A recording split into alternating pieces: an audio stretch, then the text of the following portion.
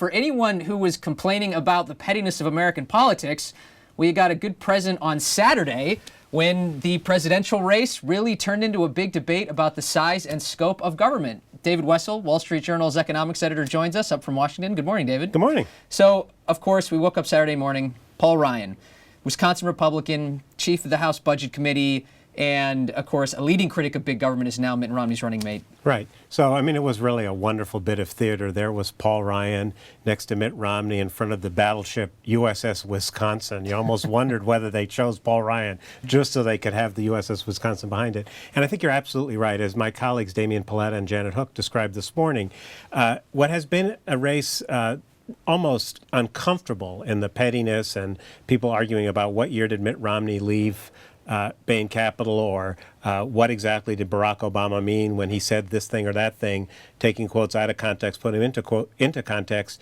We now have a debate really about the size of government, the likes of which we haven't seen since Ronald Reagan ran for president. Was this a very risky choice do you think? I think it was, because Mitt Romney now owns Paul Ryan's budget. And a lot of us in Washington who's covered this know what's in Paul Ryan's budget, but a lot of Americans don't. It's got more defense spending, less domestic spending, some pretty far-reaching changes to Medicare. Instead of having a government-run Medicare program that we now have, you'd get a voucher, and the voucher would allow you to shop for Medicare insurance. It wouldn't affect people who are already retired. It wouldn't affect people who are now over age 55, but it's a big change, and his plan would make the value of that voucher grow much slower than healthcare costs have been growing. So that's a big change. And I think that it really represents a contrast between government can be your friend and ally in a time of economic peril. That's the Obama-Biden approach. And the Romney-Ryan approach is now government is more of a problem than a solution. Mm-hmm. Now they addressed this in an interview last night on 60 Minutes. We have some tape for people of that. Democrats seemed equally delighted about this, because they said that they think that Congressman Ryan's budget plan, with its overhaul of Medicare, with cuts in social programs and education, is just going to drive voters their way. How do you respond to that?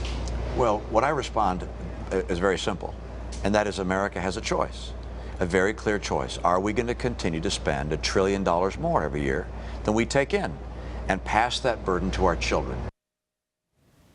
So essentially what Mitt Romney was saying there is we have a choice about what government is going to be in the future. Are we going to continue to spend a lot more than we take in tax revenue? One big question I have, and you said this, I just want to make this clear, is Romney adopting the Ryan budget with this? That's a great question. Because we've kind of decided all of a sudden that, oh, well, now he's running on Ryan's plan, but well, it's a lot harder for him to run away from Ryan's plan when he's up there with Romney-Ryan stickers all over the place. But Ed Gillespie, who's an advisor to Mitt Romney, said yesterday that, of course, Governor Romney will have his own budget and stuff, so there will probably be some distance put between them. But I can assure you that the Obama-Biden campaign is going to stick every ugly piece of the Ryan budget, anything they think is politically unappealing, around on Mitt Romney's forehead.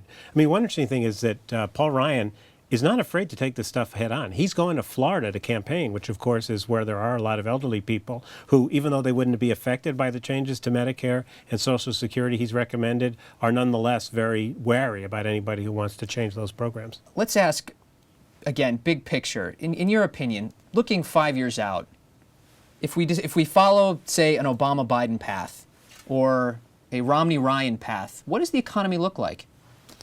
Well, I don't think we're going to follow either one of those paths. I think the problem is that there aren't the votes in Congress for either the Obama approach, which of course is to limit tax increases to people who make over $250,000 a year, or for the evolving Ryan-Romney approach, which involves no tax increases, maybe depending on how you count some tax decreases, and some rather stiff spending cuts. It seems to me, based on my experience in Washington, that the solution will be somewhere in the middle, and whoever becomes president will be able to pull the solution more in his direction. The biggest fear is that we won't get either of these plans, and we'll go on building debt, and I think that would be dangerous.